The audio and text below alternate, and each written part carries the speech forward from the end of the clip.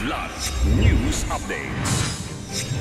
Mga balita ngayon, 204 million pesos halaga ng shabu na tagpuan sa isang inabandonang maleta sa Cavite.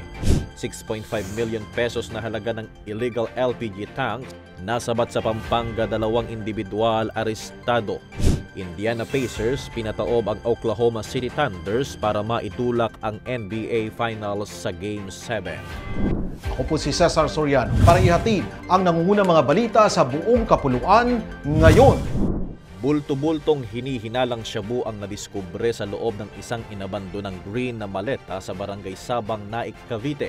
Pasado alas 2 ng madaling araw nang mapansin ng isang CQ ang luggage sa isang bakanteng lote sa Friendship Road. Agad itong inreport sa mga otoridad. Pagbukas ng mga pulis, tumambad ang 30 heat-sealed packs ng hinihinalang shabu na tinatayang may bigat na 30 kilo at halagang aabot sa 204 million pesos. Patuloy ang investigasyon ng mga otoridad kung sino ang may-ari ng naturang maleta at kung saan ito galing. Nasabat ng mga otoridad ang mga iligal na tangke ng liquefied petroleum gas o LPG products kasabay ang pagkakaaresto ng 2 individual na sangkot sa pagbebenta nito sa Barangay Kawayan, Angeles City, Pampanga. Kinilala ang 2 sospek na sila alias Anthony at Roel na nagre-refill umano ng Regasco LPG nang walang pahintulot o permiso saka pinipinturahan ang cover ng tangke bago ito ibenta. May kabuoang halagang 6,500,000 pesos ang mga nasabat na illegal na LPG tanks kasama ang mga iba pang ebidensya tulad ng LPG storage tank, lorry tank, weighing scales, refilling equipment, filled at empty LPG cylinders at mga sales receipts. Nakatakdang kasuhan ang 2 sospek sa kasong paglabag sa Republic Act 5700 o an act to regulate the use of duly stamped and marked bottles, boxes, casks, kegs, barrels at other similar containers.